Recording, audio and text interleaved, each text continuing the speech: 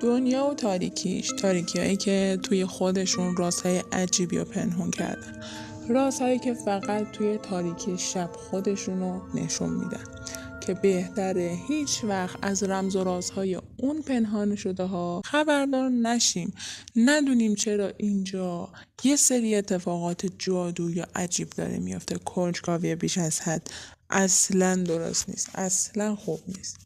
داستانی که امروز قراره براتون تعریف کنم برمیگرده به شخصی به اسم رحمت که کنجکاوی بیش از حدش باعث شده بود چیزایی رو ببینه که دیگه ذره ذره داشت جونشو ازش میگرفت. تو دل تاریکی رازهای پنهان شدن که تو فقط شبهای سرد میتونی اونا رو ببینی، شبایی که تاریکی به اونها غلبه کرده. حالا وقت اون رسیده که به دنیای قدم بذارین که جادو و حقیقت در اون آمیخته شده، دنیایی که هر گام شما بیشتر به سمت اون میرین براتون ناشناخته تر میشه. داستان امروزمون در مورد یه اسب و اتفاقات عجیبی که باعث شد صاحب اون اسب از اون آگاه بشه. راز اسب سفید و شب‌های عجیب نوشهر.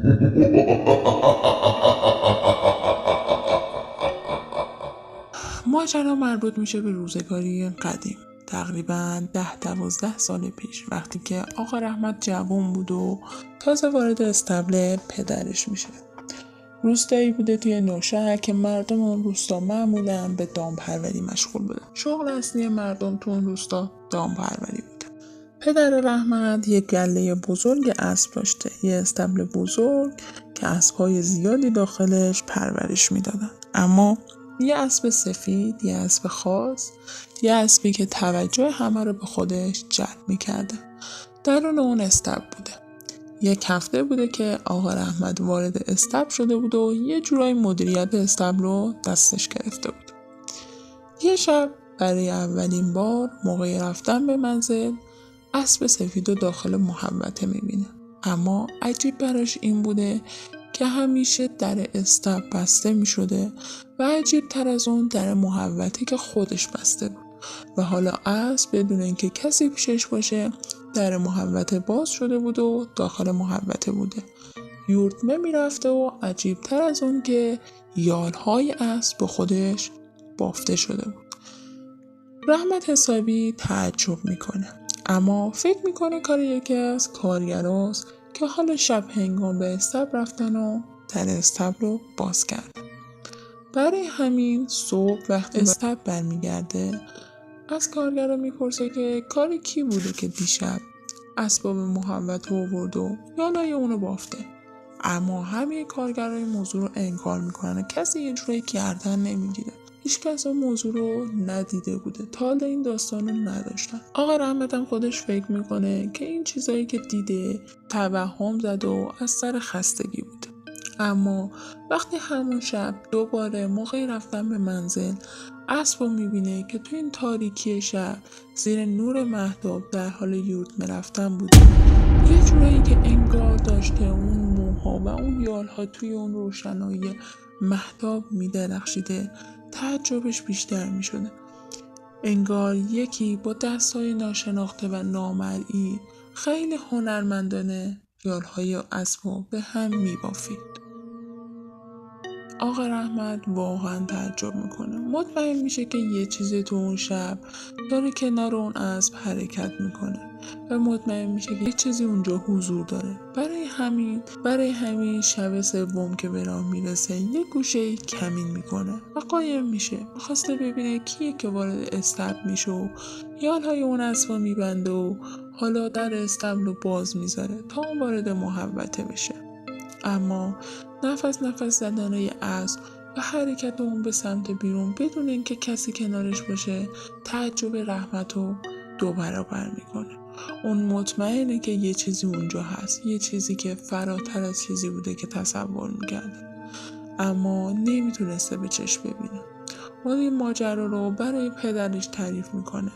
پدرش که یک چهره آروم و متینی داشته خیلی آرام برای رحمت اینجوری میگه: رحمت عزیزم، اون چیزایی که تو تاریکی دیدی چیزایی هن که من سالها پیش توی جوانی میدیدم، چیزایی که چندین سال چشمامو به روش بستم.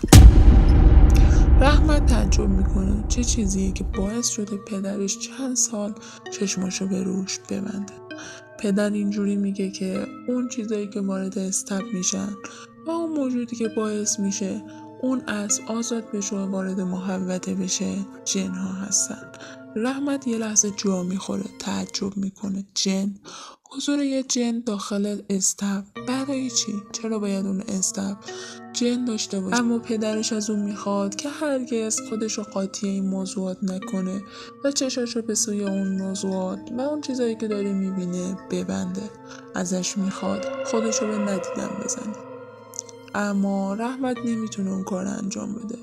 انگار تا اون لحظه که یه زندگی عادی و ساده یا داشته ادامه میداده، حالا با دانستن این ماجرا هر شب با ترس لرز زیادی به رخت خواب میرفت و اون ترس اجازه نمیده صبح راحت بخوابه. با خودش میگفت چه وضعیه؟ چرا باید یه جن داخل استبل باشه؟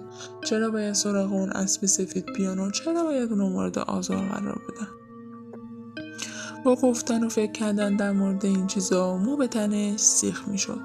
نمیدونست که واقعا باید چی کار بکنه. شب بعدش خودشو جمع جور کرد و سر کنجکاوی و ترس در کنارش یه گوشه پنهون شد. میخواست واقعیت رو ببینه. چه خبره؟ تو اون استبل چی میگذره؟ چراغا رو خاموش کرد و منتظر شد. ترس عجیبی در دلش بود. ترسی که باعث شده بود قلبش مثل یه تب به سینه‌اش بکوبه.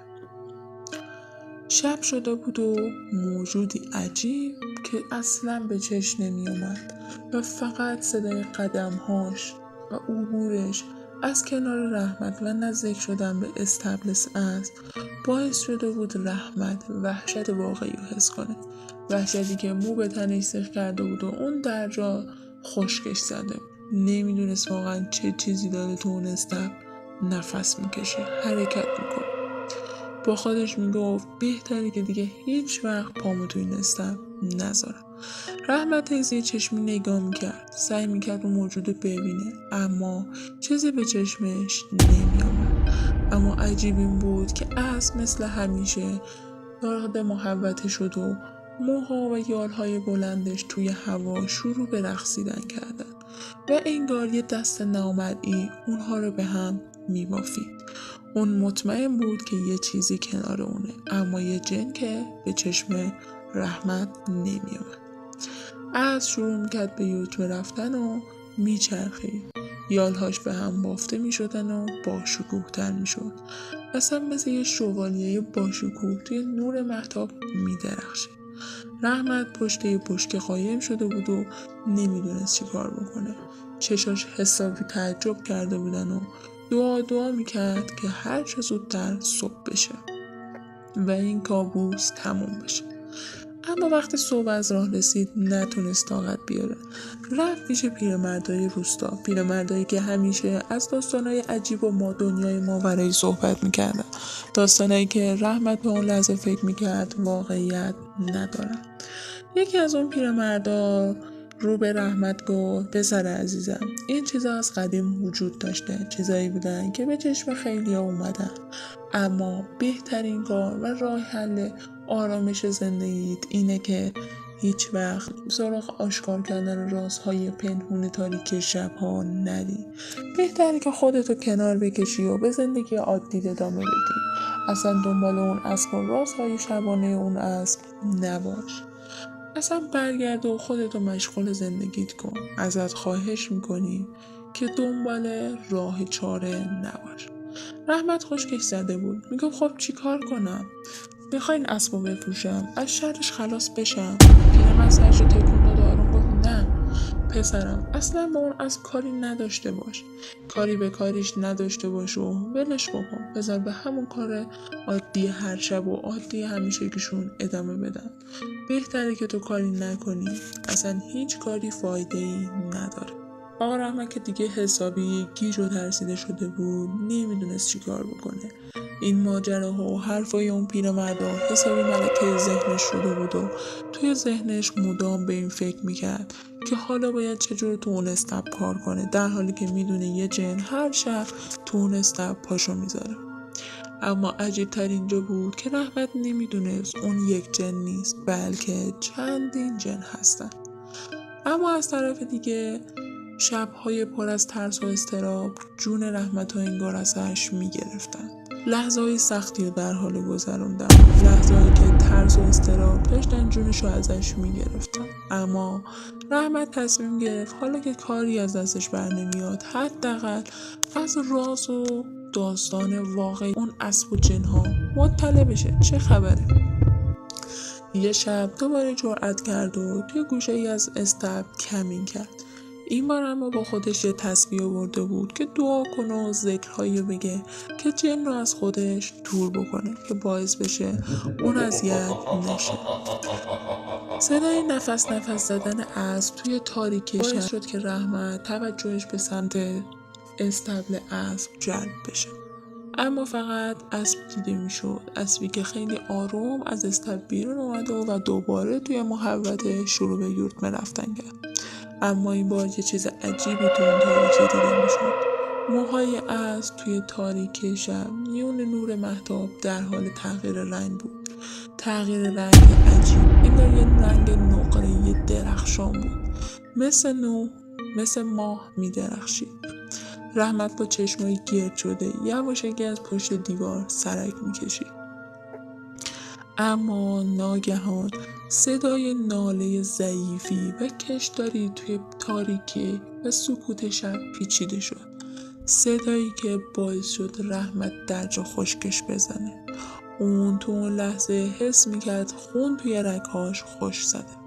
تا خواست یه قدم به عقب برداره و از اونجا فرار کنه، یه صدای زمزمه واری شنید. صدایی که بهش گفت، انگار داشت به صورت دستوری بهش میگفت نگاه کن اما دخالت نکن. یه صدا، یه حرفی که باعث شده بود رحمت سری چشاشو ببند و شروع به ذکر گفتن بکنه. ذکرایی که باعث بشه اون جن بهش نزدیک نشه. بعد از چند لحظه جرأت رو به خرج داد و چشاشو باز کرد. دید که اسب دوباره برگشته توی اسب. دید که اسب نفس زنان توی استبل بازگشت و همه چی به روال عادی و آرومش برگشت. صبح وقتی رحمت پیش مادرش رفت و ماجرا رو برای اون تعریف کرد، مادرش یه لبخند عجیبی زد. لبخندی که انگار میگفت من همه چی رو میدونم. پسرم، هر کی بخواد به رازهای عالم دست بزنه و خودش رو قاطی رمز و رازهای دنیای ماورایی بکنه، باید یه دل شیرین داشته باشه. این چیزا از قدیم بود و تو فقط باید اونا رو بپذیری و از کنارشون عبور کنی. خودتو قاطی این چیزا نکن. ممنون که با داستان‌های پرهیجان و عجیب دارک یوتیوب همراه هستین و ما رو لایک و سابسکرایب میکنید. یادتون نره که داستان‌های ما رو به اشتراک بذاریم و به بزرگ شدن خانواده دارک یوتیوب کمک کنیم. ممنون که در کنار بودین. دارک یوتیوب همیشه سعی داره بهترین و واقعی ترین و عجیب ترین داستان‌های پرهیجان و پر از ترس رو برای شما بیان کنه. داستان‌هایی که بشن براتون عبرت و بهره‌ای برای آینده. رحمت با سری پر از سوال به خونه برگشت، اما از اون روز به بعد هر شب خوابای عجیب میدید و هر روز کارش شده بود دعا کردن. دعاهایی که باعث بشه هیچ وقت دیگه اون جنها رو نبینه، اون صداها رو نشنوه. اون میدونست که اون اسب و اون موجودات عجیب یا موجودات ماورایی هم، موجوداتی که نمیخواست دیگه از اونا چیزی بدونه. اما براش جالب بود که یالهای بافته شده اسب یه نشانه قدرت و جذب عجیبی داشت. زیبایی خاصی که اون رو جذب خودش میکرد و در کنار ترس باعث شده بود نگاهش خیره کننده باشه به اون اسب. رحمت از اون شب به بعد دیگه فهمید که ماجرایی که داره توش پا میذاره و سراغش رفته شوخی نیست، بلکه یه ماجرای واقعیه که اون اصلا توان مقابله با اونو نداره. اما یه شب دیگه از سر کنجکاوی تصمیم گرفت یه کاری کنه. اون میخواست اون موجود عجیب و اون جن رو ببینه. پیرمردای روستا همیشه میگفتن آینه میتونه جنها رو نشون بده و شاید بتونه راز ماجرا رو هم از طریق همین آینه بفهمه. اون شب رحمت با ترس و دلهره پشت یه دیوار قایم شد. منتظر شد که اون جن بیاد. ساعت از نیمه شب گذشته بود که صدای خشخش و حرکت آروم اسب بلند شد. اون خیلی آروم سرش رو برگردوند و به آینه نگاه کرد. یه چیز خیلی عجیبی توی آینه شروع به رونمایی کرد. اسب توی آینه بود، اما یه نور کم و عجیبی که فقط یه انعکاس بود دقیقاً کنار اسب حضور داشت. برای رحمت عجیب بود که چرا باید یه جن اونجا باشه اما نور از اون دیده بشه. اما رحمت هیچ غیر از یالهای بافته شده اسب نمیدید. یه صدای زمزمه‌ای بلند شد، مثل اینکه چند نفری داشتن اونجا با هم در گوشی صحبت میکردن. رحمت نفسش بریده بود. تازه متوجه شده بود که توی اونجا فقط یه جن نیست، اما صدای زمزمه ها نشون میداد که حالا اون با چند تا جن روبرو شده. اون حس میکرد یکی داره از پشت نگاهش میکنه. برای همین با ترس برگشت و پشت سرش رو نگاه کرد، اما چیزی ندید. و رحمت که حالا از ترس خشکش زده بود آروم اسم خدا رو زیر لب صدا میزد. با شنیدن اسم خدا انگار یه چیزی توی آینه تکان خورد، یه چیزی که دیگه حالا نور روشن نبود، یه نور روشن و چراغی یه نور درخشان نبود، بلکه یه تاریکی بود، یه تاریکی که از شنیدن اسم خدا انگار به وحشت افتاده بود و تو لرز بود. رحمت دیگه نتونست طاقت بیاره. با صدای لرزونی گفت کی هستین؟ چی میخواین؟ چرا دست از سر این اسب بیچاره ور نمیدارین؟ چرا اذیتش میکنی؟ اما تو همون لحظه سایه ناپدید شد. با ناپدید شدن اون سایه صدای یه خنده زهرآلودی توی گوش رحمت پیچیده شد. صدایی که کل استبل اسب رو به خودش گرفته بود و صدای بسیار وحشتناکی بود. صدایی که هیچ وقت از گوش و یاد رحمت نرفت. 2 هفته از این ماجرا گذشته بود که دوباره صدای حرکت اون اسب و صدای پاهاش دوباره به گوش رحمت شنیده شد. انگار فقط این صدا رو رحمت میشنید. اون نمیتونست تحمل کنه و میگفت باید یک کاری کنه. رفت و چراغ کوچیکی رو برداشت و آروم به سمت استبل حرکت کرد. وقتی در رو باز کرد اسب بودید. تنها اسبی که دیگه اون زیبایی قبل رو نداشت. انگار تمام زیبایی‌هاش درون استبل از وجودش بیرون کشیده شده بود. اسب سفید تبدیل شده بود به یه اسب با چشمای تیره و خطرناکی که انگار از همه جای اون خون میچکید. اسبی که انگار به اون حمله شده بود و سر جاش ایستاده بود و فقط خونهایی بود که از سر و بدن اون چکه میکرد. رحمت نتونست جلو خودش رو بگیره و با دلواپسی و ترس پرسید چی میخواین؟ چی شده؟ از جون این اسب چی میخواین؟ رهاش کنید. اینقدر این اسب رو اذیت نکنید. اما جواب رحمت فقط یه سکوت بود. سکوت سنگینی که تمام اون استبل رو فرا گرفته بود. توی یه لحظه باد عجیبی توی استبل وزید.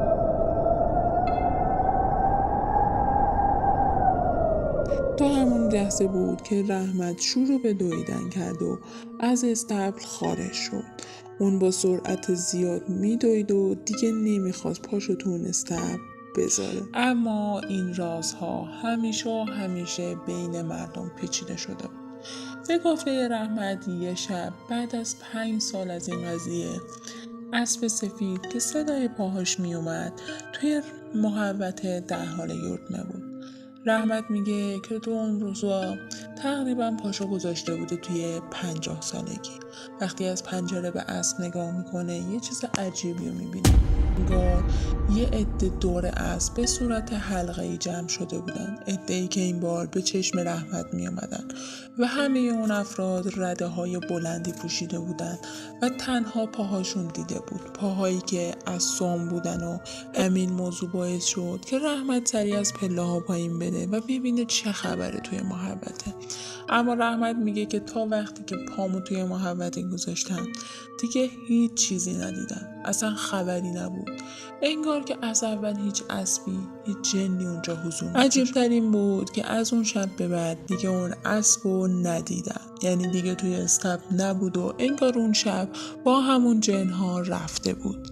من دیگه از اون موقع به بعد اون اسب رو به چشم خودم ندیدم.